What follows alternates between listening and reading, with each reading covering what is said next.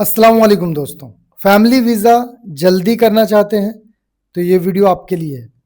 Video पूरा देखना, आपको पूरा समझ में आ जाएगा कि क्या क्या स्टेप है, कैसे आपको करना है। फैमिली विजिट वीज़ा में अगर फैमिली को बुलाना चाह रहे हैं ना, तो सबसे पहले डॉक्यूमेंट देख लीजिए। आप किसको किसको बुलाना चाहते हो, आपका वाइफ को, बच्चों को। तो देख लीजिए कि आपका पासपोर्ट पे जो नाम है, फॉर एग्जाम्पल मेरा नाम शानवर अंसारी है, तो मेरा वाइफ का पासपोर्ट पे भी नाम शानवर अंसारी होना चाहिए और मेरे पासपोर्ट पे भी नाम मेरा वाइफ का होना चाहिए।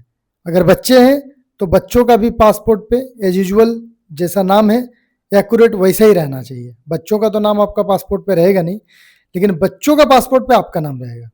वो देख लो बराबर है या नहीं। जो आपका पासपोर्ट पे है वही बच्चों का पासपोर्ट पे भी सेम नाम होना चाहिए। अगर मान लो सेम नहीं है, एक भी स्पेलिंग इधर उधर है, तो क्या होगा?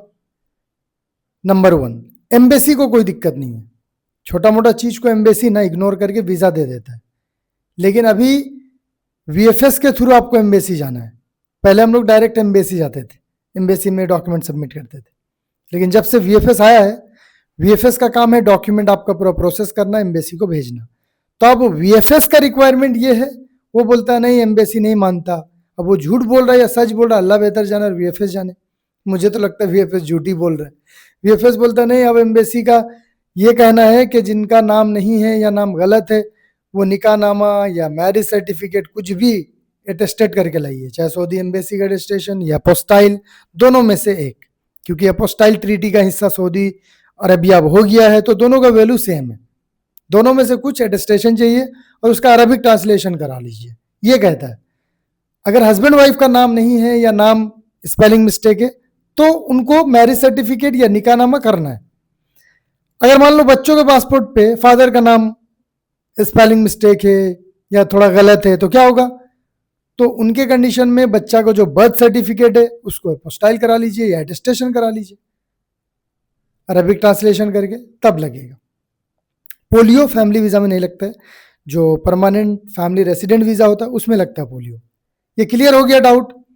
कुछ लोगों का ये भी डाउट है कि वीजा लगाने के लिए हमें जो निकाहनामा काजी से मिलता है, मदरसा से या मस्जिद कमेटी से, उसमें नहीं चलेगा। सरकारी जो गवर्नमेंट सर्टिफिकेट होता है मैरिज का, वो बनाना होगा। नहीं भाई, आप गलत फहमी में हो। आपके पास अगर काजी वाला भी मिला है ना, उसका भी वैल्यू उतना ही है जितना गवर्नमेंट सर्टिफिकेट का है वीजा के लिए। दोनों का वैल्यू बराबर है। दोनों में से जो है उसी से आपका अटेस्टेशन हो जाएगा और वीजा भी लगेगा। और इसका पूरा सर्विस हम देते हैं। अगर किसी को अटेस्टेशन कराना है तो आप मुझे मेरी टीम से रब्ता कर सकते हो, नंबर में शेयर कर दूंगा। तो यहां तक क्लियर हो गया? आप देख लिए नाम वगैरह सही है, तो तुरंत मोफा का वेबसाइट में जाइए। मोफा का वेबसाइट में जाके इनविटेशन भर दीजिए। अरबिक में भरना है पूरा। अगर नहीं आता है सर्विस ले लेना, ज़्यादा चार्ज नहीं है, 25-30 रियाल चार्ज है हमारा, एक दो पासपोर्ट है तो वो इनविटेशन भर लिए। भरने के बाद आप ये भी वहां पे डाल देना कि आपका शहर कौन सा है, वीएफएस कहाँ नज़दीक पड़ेगा आपका, क्योंकि वीएफएस को दो भाग में बांटा गया, एक दिल्ली में एक मुंबई में। दिल्ली के अंदर दिल्ली, कोलकाता, लखनऊ, पटना है, ये चार। मुंबई के अंदर मुंबई है, अहमदाबाद, हैदराबाद, बेंगलोर, कोचीन, पूरा साउथ एरिया का मुंबई के अंडर आता है। तो जिधर आपका एरिया है उस हिसाब से डालना। बहुत लोग हमारे दिल्ली साइड से लेकिन डाल देते हैं मुंबई। फिर उनको क्या करना है, अगर दिल्ली का वीएफएस से कराना है तो एक्स्ट्रा पैसा देना होगा, लाउंज लेना होगा 4-5 हज़ार एक्स्ट्रा। अगर आप दिल्ली से करते तो नॉर्मल होता। तो ये गलती नहीं करना है। लेकिन यहाँ पे एक चीज़ बताऊंगा मैं, अभी दिल्ली का अपॉइंटमेंट जल्दी नहीं मिल रहा। दिल्ली के अंडर जो जो वीएफएस है, दिल्ली, लखनऊ, कोलकाता, पटना, जल्दी नहीं मिल रहा भाई, बहुत लंबा टाइम, 10 दिन 15 दिन बाद का मिल रहा है। लेकिन मुंबई का जितना भी वीएफएस है उधर जल्दी मिल जा रहा है। तो ये देख लेना आप, अगर आप मुंबई से करना चाहते हो तो जल्दी काम होगा, दिल्ली से थोड़ा लेट होगा। अब आते हैं स्टैंपिंग पे। इनविटेशन आप भर दिए, फॉर्म दे दिए, कफिल कंपनी में चैम्बर हो गया, वीजा डॉक्यूमेंट का वेट करना। वीजा डॉक्यूमेंट कब तक आ रहा है? 1 हफ्ता लग रहा है अभी टाइम, हफ्ता 10 दिन भी लग सकता है। मान लो किसी कंपनी चैम्बर नहीं कर रहा, तो क्या होगा? बाहर से करा सकते हो, लेकिन खर्चा ज़्यादा होगा। कोशिश करो अपना कंपनी से कराने का। इसका सर्विस हम देते हैं, अगर बाहर से करना है मैं करा दूंगा। पूरा visa document, chamber plus visa document, reject नहीं होगा।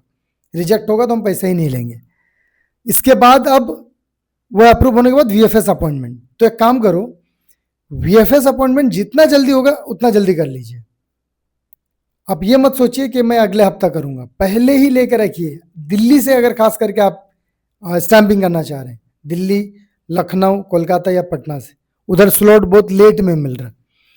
और मान लो आपका मैरिज सर्टिफिकेट या निकाहनामा अटेस्टेशन करने का दरकार है, वो किया हुआ नहीं है, तो क्या करिए आप, वो अटेस्टेशन में चला गया, वीजा डॉक्यूमेंट आपका आ गया, तो वीजा डॉक्यूमेंट आया, अटेस्टेशन का आप इंतजार ना करो। अटेस्टेशन 4-5 दिन में हो जाता है, ज्यादा से ज्यादा हफ्ता 10 दिन। तो आप इधर अपॉइंटमेंट बुक करके रखिए, ताकि वो अटेस्टेशन होकर आते आते इधर आपका अपॉइंटमेंट का डेट नजदीक आ जाए, आप जाके सबमिट करो। बहुत लोग क्या कर रहे गलती, अटेस्टेशन के लिए दे दिए हैं, अब उनका डॉक्यूमेंट आने का वेट कर रहे हैं। जब डॉक्यूमेंट आ रहा है तब बोल रहा है शानोर भाई अब हमें अपॉइंटमेंट बुक कर दो। जब बुक कर रहा हूं तो 10-12 दिन 15 दिन बाद मिल रहा है, फिर वो बोल रहे नहीं इतना लंबा नहीं चाहिए, पहले चाहिए। तो पहले आपका चाहने से थोड़ी मिलेगा, वीएफएस जो डेट देगा वही डेट पे लेना है। और जब वीएफएस का अपॉइंटमेंट बुक करोगे तो पहले देखना ऊपर में जो दिखता है वो एक्चुअल डेट नहीं दिखता है, ऊपर में एक अलग डेट दिखता है नजदीक का, फिर जब वो फॉर्म भरोगे एकदम लास्ट में दिखता है फाइनल डेट, कि कौन सा डेट को आपको मिल रहा है और कौन सा टाइम का मिल रहा है। लोग इस पे भी आर्गुमेंट करते हैं कि भाई ऊपर में तो ये डेट दिखा रहा है। नहीं भैया, पूरा फॉर्म भरिएगा, डॉक्यूमेंट अपलोड कीजिएगा, लास्ट में फाइनल डेट दिखेगा। तो ये सब चीज का ख्याल रखिए। कुछ लोगों में ये भी मिसअंडरस्टैंडिंग चल रही है कि निकाहनामा जो इमारतल शरिया वाला है वही जेन्युइन है, बाकी नहीं। अरे भाई कौन बता रहा आप लोगों को, इमारतल शरिया का ही जेन्युइन, ऐसा कुछ भी नहीं है। वो रहे या काजी का एक निकाहनामा नॉर्मल पेड वाला रहे, दोनों का वैल्यू बराबर है वीजा लगाने के लिए। तो सिर्फ उसी के चक्कर में ना रहिए। तो उम्मीद करूंगा सारा डाउट आप लोग का क्लियर हो गया होगा। एक चीज और मैं बता दे रहा हूँ, जो वीजा इन्विटेशन निकलता है उसमें डेट लिखा हुआ रहता है, चैम्बर करने का भी 90 दिन, और जब वो अप्रूव होकर आता है तो स्टैंपिंग करने का भी 90 दिन।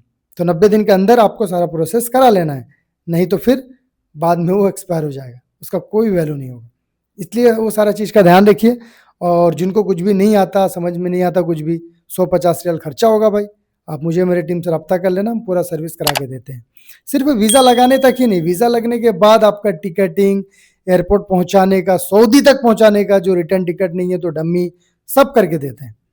तो इस वीडियो में इतना ही, अपना ख्याल रखें। Thank you so much for watching.